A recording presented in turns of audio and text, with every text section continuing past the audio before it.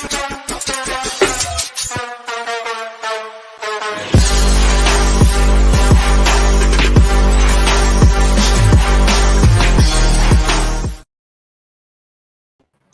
to Cohn and Krueger. That's Larry Krueger in Walnut Creek, where it's 112 freaking degrees. Wish him luck.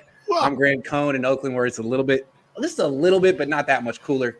We'll be here for about the next 45 minutes. I want you guys to check out Larry Krueger's YouTube channel. If you don't already subscribe to it, do that. He's going to be taping an interview with Steve Weiss of the NFL Network, which he'll be posting later. And me, go to my website, 49ersQCmerch.com. See if there's anything you like. 10% off CPH1 promo code. Okay, that out of the way. Albert Breer made news today.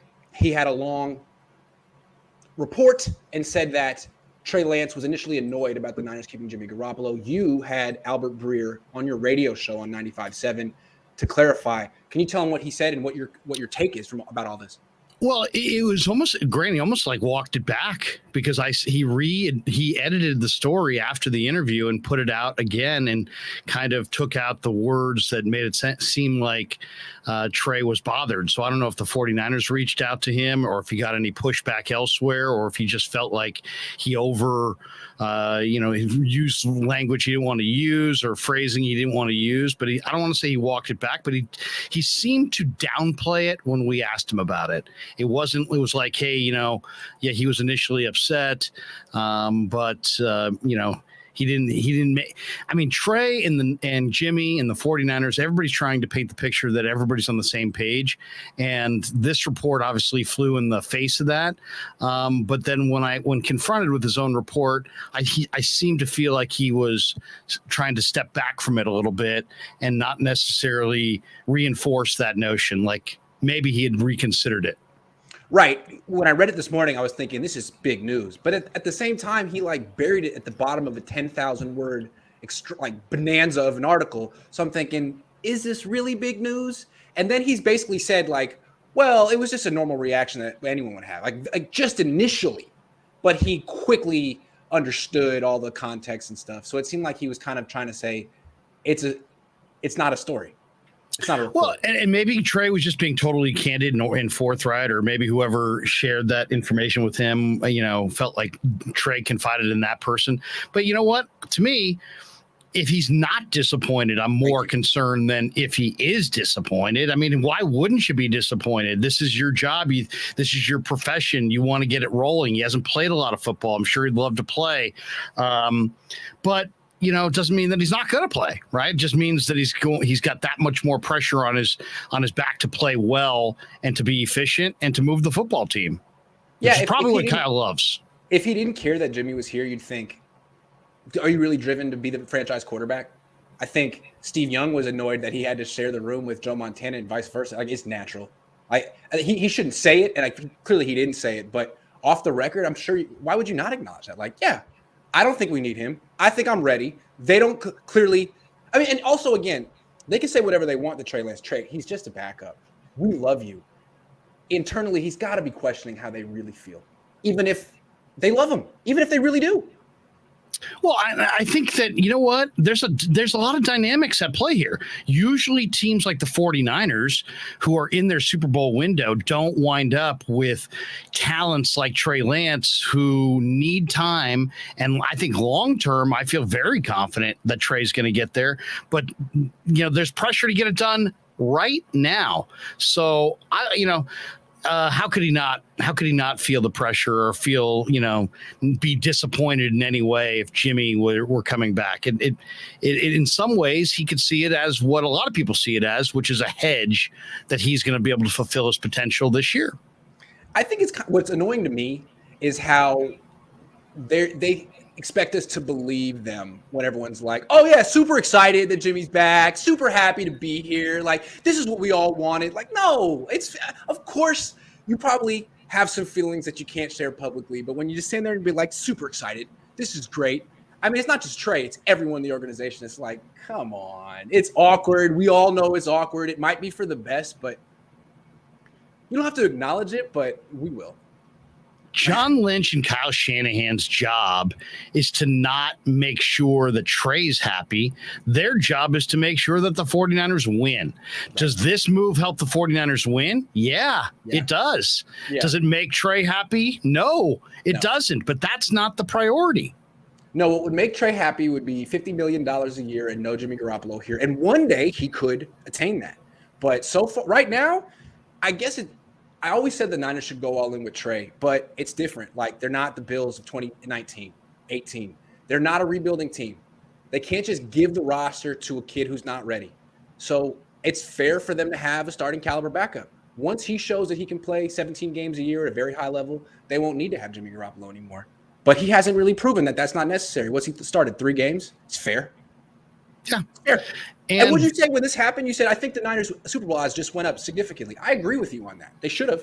They should have. I don't know if they actually did, but they should have, because now they've got two quarterbacks they feel like they can win with.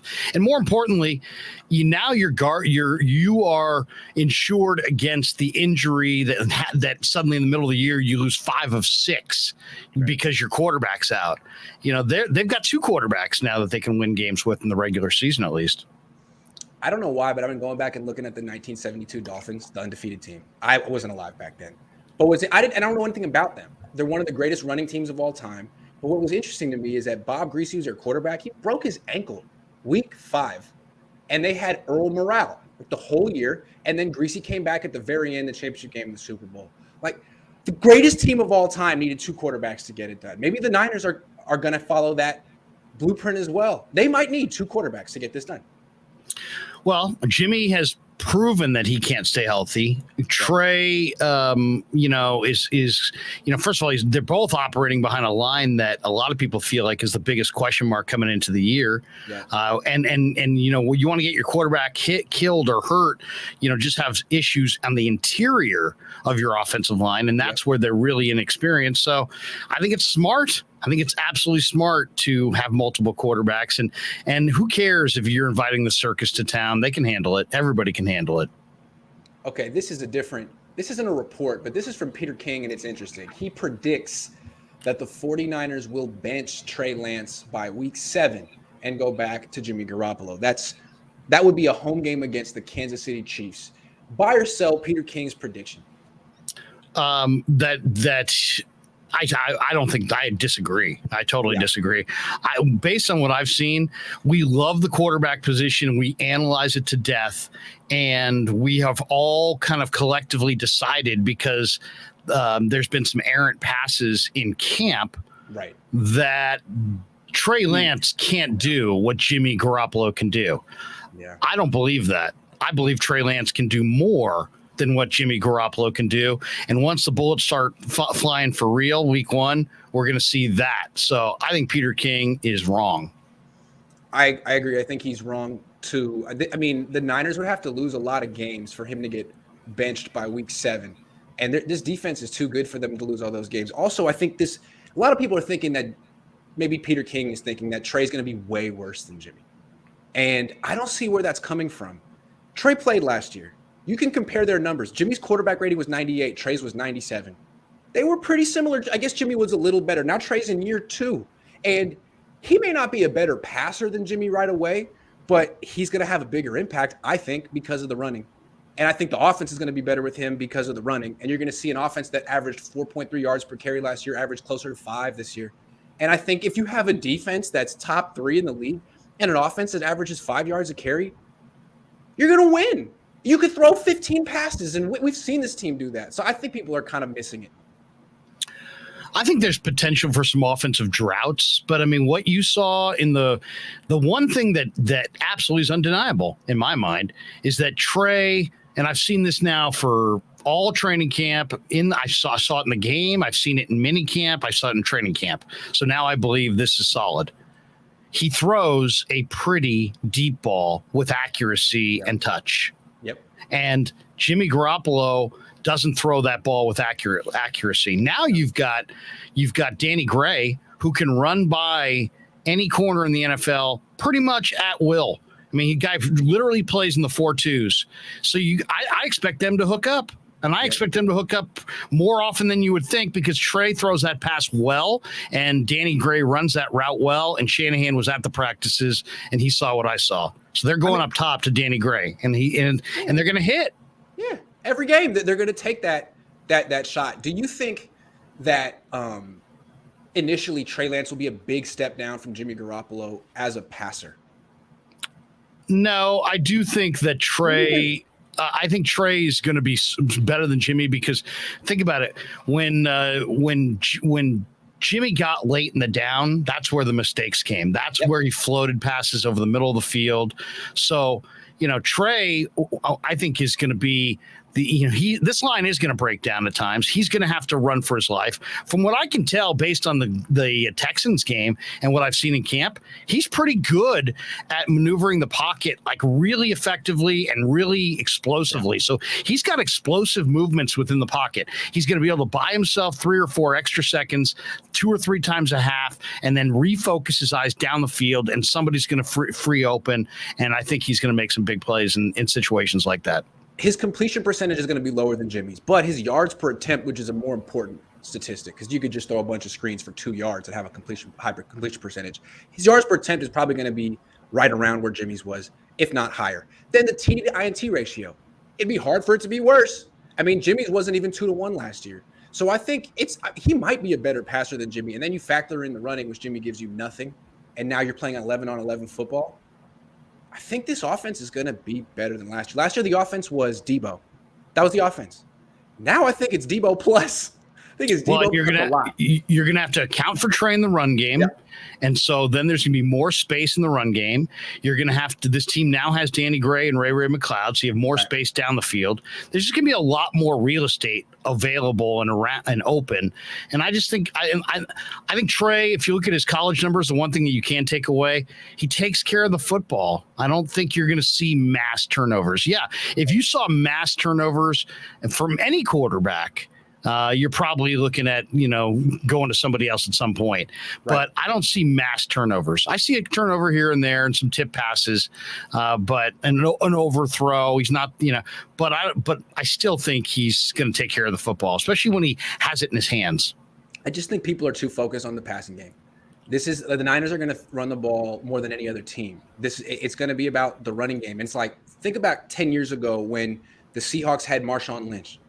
That was their offense. Once they brought in Russell Wilson wasn't a great quarterback right away, but just the threat of him running made Marshawn way better, made that team way better. And him just throwing 20, 22 throws a game, few shots down the field, few scrambles, that team was great.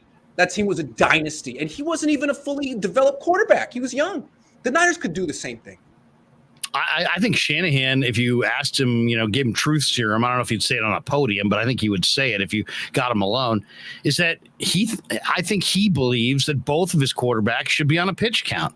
I don't think he wants to have Jimmy throwing it 35 times a game. I don't think he wants Trey to be throwing it 35 times a game. They have different strengths and weaknesses, but essentially I think the game plan's the same. Run some more. And then when you dominate the line of scrimmage and you've run pretty much at will, play action pass, take some shots. I think that's what the offense is going to be. Flav says Trey yards per attempt won't be near Jimmy's. Only reason it was last year was because he had an 86-yard play to Debo because Seattle forgot to put a DB on the field. Jimmy will be the guy by week 8 at the latest. So I guess that's Peter King's source right here. Here's the thing. Jimmy Garoppolo's yards per attempt last year was 8.6. Trey Lance's was 8.5. I'm guessing same offense, same end result, roughly. I think Jimmy's going to play this year. I think they're going to have similar yards per attempt again. I don't know. I mean, Jimmy's was inflated by Debo's screens. Sorry. I don't know, not at all. I was just going to say what Flav's talking about week 8, what Peter King is talking about week 7. The dynamic here is it's going to reflect on Kyle and John negatively if they have to make that move because of anything but injury. So they're going to hesitate to make that move, and they're only going to make that move if they absolutely have to. So I just don't see it happening. I think the 49ers have way too much talent to go off of this quarterback and make the head coach and the general manager be open to questioning from the media. I don't see him doing it. And again, like this premise, is dependent on the logic of Trey Lance falling on his face. That's what you're assuming here without saying it. Trey Lance is going to fall on his face. We've seen him play. There's no evidence that he's going to do that. His quarterback rating in the preseason was 116. His yards per attempt was 8.8, and people said he played poorly. It seems like we've seen him. He's competent at worst, and I'm thinking he's going to be an upgrade. But Flav, I understand. We'll see. The jury's out. I got another. Okay, there's another report. This is from Dov Kleiman, taking it way back to last year. He says Kyle Shanahan wanted Mac Jones in 2021, and the organization talked him out of it. Buy or sell that report? I'm selling that. My God. So now the guy who makes the most money, the guy who has the ultimate control, the guy who runs the offense, the guy who is the tip of the spear when it comes to, offensive everything for the 49ers, on the biggest decision, he's going to defer to some road scout. No. Kyle Shanahan, Kyle Shanahan has said it. There's interview at this point. What are we doing? This is like Jim Harbaugh time. We've plowed this ground already. Yeah. Kyle has said it. He liked Mac and he liked Trey, but clearly he saw the dynamic potential of Trey, and that superseded the advantages that Mac had as being ready to go and genius-like in so many ways. So, if this were true, it's like, what would that say about Kyle Shanahan? You have final say on this, and you're going to let someone make the decision for you? It's your team. You hired the general manager. Then you put the whole thing together. At the end, you're going to let Jed York tell you which quarterback or me tell you which quarterback to take. You're the expert. So if it's true, it's really bad, and I don't think it's true. The only thing that would make it true, Grant, is if Kyle doesn't have conviction on players. He's a great play caller. Someone has to make the decision for him. Or just, I'd be gun shy too if I drafted Dante Pettis and Jalen Hurd and CJ Beathard and some of these guys, Joe Williams. And I personally was the reason that those guys were drafted. I might be questioning myself. So who knows? Maybe he gets into the thing and he really liked Mac Jones. But ultimately he's like, you know what? I'm great at this. He's great at that. I'm going to defer to my guy. It's possible people defer to other people in business all the time who they feel are specialists in their field. So ultimately, we're never going to get the answer to this. But I think the bottom line is Kyle was comfortable with Trey and Mac. I think either one of them being his decision. And I just can't believe that he didn't want Trey, but he was forced on him by somebody in the organization. Don't buy it. Well, Trey was the right pick, so I'm glad he got there. I'd hate to think that Kyle Shanahan is so nervous about, the unknown of what's going to happen this year that he's floating this right before the season starts to cover his behind. Because I can't help but notice that a month ago, he didn't have, but Brandon Marshall and Pac-Man Jones came to the Niners facility and he gave him a one-on-one, which I'm sure to get a one-on-one with Kyle, you would have to give him the questions ahead of time. And one of the questions was, did you want Mac Jones? So it's like, do you want to talk about that right now? If I were Kyle and I was on that, and I'd be like, I'm not talking about that. I've done that before. I'm with Trey, but that made it through on the IM podcast one-on-one. It's like, what, dude? I hate to think that Kyle is doing a last-minute hedge and rehashing the past to do it. That would be weak. So I'm going to say he's not doing. I'm selling this. Yeah. I think he's such a relatively relaxed guy. I don't know that he demanded to know the questions there, but that would be, maybe I'm naive in saying that. I don't know. That's my sense of it. I'll say this, Grant, fair. I don't know that. So I don't know if that's fair. That's I'll say this. I interviewed Kyle when I was at KBR several times throughout the year. Never one time did ever he ask for any question to be included, not included, nor did at any time any PR or any representative of the Niners ever inquire to me, Tom, or Rod about what our questioning would be. So I think I don't think there's anything there. That's good to know. Yeah, I don't buy this. Joseph says, Grant, appreciate the cameo for my bachelor party. Libraries do suck though. Oh, you do a cameo? Yeah, those are fun. Glad you had a good bachelor party. Rich with the bands says, do you think Trey would be better if he trained with Jordan Palmer this offseason? It does seem like Jordan Palmer gets results. I heard Josh Allen talking about him. He was just like, yeah, my mechanics were pretty bad until I saw Jordan Palmer. Like, oh. I mean, I didn't know that about Jordan Palmer. I I will say this though, Trey. I think Alex Smith is. I thought a lot about Alex Smith this week because Alex Smith was the number 1 pick in 2005 and became a 3-time Pro Bowler, but it did not happen until 2013.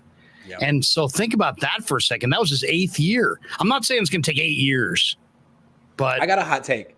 He may not. It may not be this year, but he could still wind up being a very good quarterback. Go ahead. I got a hot take. The Niners would have won the Super Bowl in 2012 if they would have given the job back to Alex Smith. I said it. I said it. Here's why. Colin was great that year too, okay?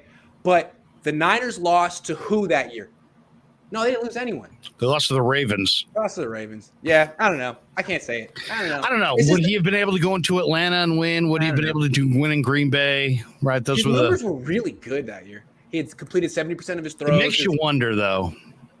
After watching the way those 2 careers went, it was clear that Alex was an ascending player at that point, and we were still maybe tied to the NFC title game because he was horrendous. Alex was horrendous in the NFC title game that Kyle Williams lost them. He was like 0 for 13 on 3rd downs or something. It was really bad. He was. But the Niners could beat Seattle with him.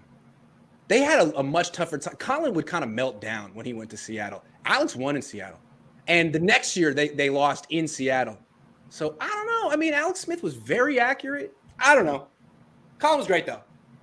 I'm just saying. I'd love to see Alex Smith with the weapons the Niners have now. If Alex Smith could have gotten drafted into this situation that Trey Lance has and sit for a year and then play, he might have just been what they wanted him to be. But you remember how bad Alex was that first year. He was awful. Really bad. He was extremely bad. Drew Loya says, why did we not set up Trey with the better offensive line outside of Trent? We are just very subpar. He's going to be going off schedule constantly. Yeah, I guess that was my big question from the offseason too. You'd think. And it's like, look, they cut Jimmy Garoppolo's salary. Great. Are you going to use that cap space? Because if you don't, it's kind of like you're still paying Jimmy because the money's still not being tied up or whatever. Who did people want? I know there was a lot of talk about J.C. Treader. You saw he retired. He's retired, yeah, I know. Yeah, remember I told you. Lakin. Yeah, I just think it's an organizational theory. Unless you're just super elite as a guard, you're not going to get paid. Yeah, and that's not just a Niner theory. That might be a league-wide theory. That's true. But again, if you have a cheap quarterback, you can kind of splurge on other positions, and there's no reason to just downgrade at left guard if you don't have to. But maybe Banks is good. I have no idea. To me, I'll say this. Banks took a lot of criticism, but Banks looked good to me in the preseason. I don't know. Maybe I didn't see it the same way other people saw it.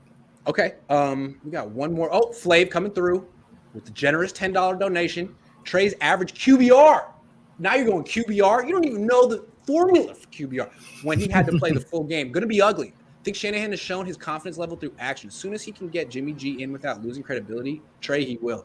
I love when people don't ask a question. It's just like, boom, so saith Flav. Here's $9.99. I appreciate it, though. I've spoken. It's like, it's going to be ugly. Again, they're going to have the best defense in the league and probably the best run game. That's never a formula for ugliness. That's a formula for winning most of your games, I think. I'm new to football. This is a smart young quarterback who understands that take what the defense gives you. We've seen growth already sliding from him. The way to me, the tempo he plays with, the accuracy on the deep ball. Is he there yet in every phase, in every way imaginable? No. But I mean, I don't get the hue and cry. I was at a lot of these training camp practices. He looked pretty good. Yeah, he threw some picks, but Grant, you were there when Trent Williams spoke. He's like, "Hey, the defense has got a, they've got they've got a list of the plays as well. They know what's coming, and it's true. You can't judge picks in camp." Yeah, and Jimmy threw a lot of picks in camp, and Jimmy's quarterback rating in preseason last year was 55. So when people are acting like Trey's going to be so much worse than Jimmy, I think we're romanticizing what Jimmy is just because he's the backup. Everyone loves the backup, but Jimmy, I mean, he lost his job. The reason Trey's here is because Jimmy wasn't good enough, not because the Niners loved Trey so much, apparently. And football fans don't watch the All-22. They only really see heirs of commission, not heirs of omission. They don't see the guy open down the field that doesn't get hit. They're not seeing that. So then you're thinking, well, Jimmy looks pretty good. The other thing is the NFC Championship game against the NFC Division game against the Pack. he threw 2 sideline passes that easily could have been pick sixes. If either of those plays gets made, he's being talked about like Jaquiski Tart. So, I mean, people just need to think about it. R says Trey will win the MVP and the media will adore him. Yeah, I said it. Come on, guys, represent. I wouldn't go that far. But maybe if the Niners go undefeated, which they might. I'm just kidding. I don't know. I don't see the MVP. What? I don't see MVP this year. I don't know that he's even going to throw for 3,000 yards. This team is going to run the ball. Justin says, what are the 3 keys to beating the Bears week 1? Turnovers. Run the damn ball. Contain Fields. Don't let Fields bust a 35-yard run on you. Keep him in the freaking pocket. Keep him in the pocket. He wants to get out of the pocket. He wants to back out. He wants to go left or right. Coordinated rush is going to be the key. One of the keys. If they can coordinate their rush, the Niners put a ton of rush, and they've got the speed at linebacker that no other team in the league has. Unless they give him huge avenues, they're going to contain. The linebacker speed of the Niners will contain Fields. They better, because that's the only way that the Bears are going to move the ball. That team's terrible. The way I look at it. All right, Dov Kleiman had more to say. Dov Kleiman, in the same article that he said that Kyle Shanahan wanted Mac Jones, it was talked out of it, said Kyle Shanahan wanted Tom Brady the year before in 2020, and the organization talked him out of Tom Brady. Do you believe that one? Well, I don't know what to believe on that one. But I would think that once again, I mean, I'll stay with what I just said. I think that you're telling me what you're saying here is that the guy who's makes the most money, who's an offensive coach, who has total control at the most important position on the field, is deferring to others. Who would be against bringing in Tom Brady other than Kyle Shanahan? You really think John Lynch was like, whoa, Kyle, Tom Brady? I'm not sold. Or Jed York, if Kyle's like, hey, Jed, I think Tom Brady is the answer for us. Jed's like, nah, I watched the tape. He's done. Kyle, you're wrong. He's washed. Like, who would say that to Kyle? That doesn't make any sense to me. But also, here's what makes sense to me is that some of these guys, everybody knows that people talk, and if I'm Kyle Shanahan, I wouldn't want Tom Brady thinking that I think I'm better than him and don't need him. So maybe if I didn't want to go down that road, maybe I would just, let somebody else in the organization make the call. I bet you he probably knows that there's certain things about his offense that he probably couldn't talk to Tom Brady the same way he talks to some of these other guys. I don't know. It just seems like maybe the personalities wouldn't have blended. That's just a guess. I just feel like at the time, Niner fans didn't want Tom Brady. They wanted Jimmy. They loved Jimmy Garoppolo. They'd just gone to the Super Bowl. And now John Gruden looks stupid for not bringing in Tom Brady. He's like a punchline for choosing Derek Carr over Brady. I just feel like Kyle might be trying to, hey, by the way, I wanted Tom Brady. I'm not John Gruden. Like, did you really? You sure? No, but it's ancient history. Who cares?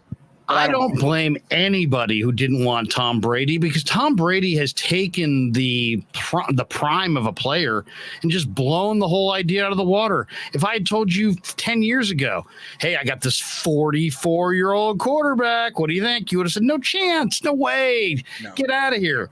He's changed how we view quarterbacks of that age. And so I don't blame anybody who thought he was too old, especially since Jimmy was coming off a Super Bowl, and the window seemed the Niners. That's part of the reason they want Trey, I think, is they want a big window, not a small window when it comes to the Super Bowl. Maybe Brady represented a small window in their mind. Man, beggars can't be choosers. It's been a long time since they got a Super Bowl. I know. Just get 6, maybe 7. It'll be like the olive jar. They just start popping out. Yeah. All right, that's enough quarterback stuff. I want to ask you. This is really weird to me. So Jimmy Ward's hurt at least 4 games. And now the Niners starting safeties are Talanoa Hufanga, who has not started many games, and George Odom, who has not started many games. Jaquiski Tart is available. He's just hanging out. He started in the NFC Championship game. The Niners were relying on him, wanted him on the field, had him on the field. Now they don't even want him as a backup, not even practice squad. Why? No one wants Tart. Do we know that he wants to be back? Because I actually heard this week from a couple different people that Tart didn't like all the negativity, didn't like the fact that he was framed, and wants to move on as well. I don't know if that's the case. Move on to what is what I would say to Jaquiski. Like, to play somewhere else. I mean, I'm sure he wants to play somewhere, but maybe he feels like he's got the phone's going to ring in the next couple of weeks. I don't know, but I will say this. And also maybe the Niners are looking at Jaworski and saying, hey, look, we like him as a player, but we want to go with guys who are productive interceptors going forward, because Tayshaun Gibson has got flaws for days, but he is a very productive interceptor of the football. So maybe they've kind of reassessed where they're at, and they want to prioritize, ball skills and interception production back there. And maybe they feel like that's a new philosophy. I would bet it is, actually. It's hard to criticize the Niners for not going and signing Tart when the Eagles just cut him and no other team seems interested at this point. Maybe they'll sign him week 2 or week 3, someone. But right now it's looking like teams know something about Tart that we don't know. I don't get it. I guess teams lose interest in 30-year-old DBs pretty quickly, but it seems like he was in the NFC Championship game. Now you don't want him at all. You have a need. Jimmy Ward's hurt. Should be a natural. But he's looking more and more like a weak side linebacker to me all the time. I'll say that. He looks like he's got – I didn't study him, but he looked like he put on a few. He looks like a future weak side backer, kind of like the guy they had from Florida, Marcel Harris, who kind of moved from strong safety to weak side backer. I think Tart's making that transition as well. That's my guess. Well, that's some real insight. It makes sense to me because there's got to be some reason why he's not latching on anywhere. I mean, Eagles brought him in. They didn't want him. Seems like maybe he's kind of an old school strong safety at this point in his career. He's not moving as well as he used to, maybe. I thought the Eagles made the best move of any team at the cut down, trading for Chauncey Gardner-Johnson. I thought you were going to say picking up Trey Sermon. I'm like, wow, really? No. I was going to say Chauncey Gardner-Johnson is an impact nickel, and I was hoping that even though Womack's looked good on the nickel, I was hoping maybe the Niners would use some of their Jimmy Garoppolo cap savings on Gardner-Johnson. But he goes to the Eagles. He runs a little hot, but he's a player. I like the Eagles. I feel like the Eagles and Niners are similar, and the Niners are looking at what the Eagles did last year. Like, we can do that. We could definitely do that. We have better players than you. We have the same type of quarterback. One of those two teams most likely is going to lead the NFC in rushing. I like those two, and then I also like Minnesota. I feel like Minnesota just getting rid of Mike Zimmer. I don't really follow that team, but just from what I've read, the players really didn't like that guy, and now they're really happy all of a sudden. That's an easy division too. Those are the three teams in the NFC I like. O'Connell is well thought of, and I had Albert Breer on today on the radio, as you mentioned before, and I asked him, who's your surprise team? He went with the Vikings. Yeah, I mean, that's a down division. Devontae Adams is gone. Clearly the antagonist in the organization is gone. Everyone's happy. They have a lot of good players still. Dalvin Cook, like them. But I do think the Niners and Eagles are interesting. Those teams can really dictate with their running game. Did Chris Sims have them both in the NFC Championship game? I think he does. Yeah, but it's funny. The Niners aren't getting a lot of respect around football. I saw Bleacher Report came out with their power rankings. They had them like 15th or 16th. People 15th? Are missing You're saying the Niners aren't a top 10 team? Come on. People are missing it. To me, it's like Trey Lance. Okay, so he's the talk of the league. No one knows what he's going to be. But if he's just a little bit better than Jimmy Garoppolo, how are you not picking the Niners to win the Super Bowl this year? I don't know that he's better than Jimmy, but there's a very real chance he's better than Jimmy Garoppolo right now. How are you not picking him? I don't know. At least to win the NFC. I agree, because not only that, even if they lose a quarterback for a month, they get another guy they can win games with. So the road to the Super Bowl in the NFC likely is going to come through San Francisco, the way I see it. Maybe I'm wrong on that, but I think they're going to win a lot of games. They match up very well with the Rams. We know that. And then the Bucs, that's a great team, but they're losing offensive linemen quickly. And it seems like if the Niners played them soon, they do play them this season, their D-line would just overwhelm Brady. I don't know. All of a sudden, I'm thinking that the Niners match up really well with everyone in this division, conference, and that they could go on a run. I like that they brought back Jimmy, because they were not going to make the playoffs if freaking Nate Sudfeld had to start 2 games or more, in my opinion. I mean, all you got to really handicap is this. The Niners were in the NFC Championship game last year, and they're improved. They have Jimmy, and they have Lance. They have Danny Gray, and they have Ray McLeod. They got deeper offensive line. They've got a deeper offensive backfield. They're deeper. They added Charvarius Ward in the secondary. They got a true potential number 1. The only They did question, take the a only step way back. they're a little backslid on the D line, a little bit. And well, the O line, I think a little backslid in the O line, and then maybe at safety. But Jimmy Ward's coming back, and if Talanoa Hufunga's good, they could be better at safety. Right, and I think Hufunga's really good. Yeah, so We'll see. We'll see. All right, I think we can end the show a little early. Remember to check out Larry's channel later tonight. He's going to be tonight, tomorrow. Yeah, well, we're going to do it at 4:00, but we're going to tape it and then we'll play it later on the channel. Cool. Let me make sure there's no more super chats that I missed because people hate that, which I understand. Couple. Oh, no, got him. That's the show. Thanks for watching. Go somewhere where it's cool and stop skipping. I'm going to barbecue some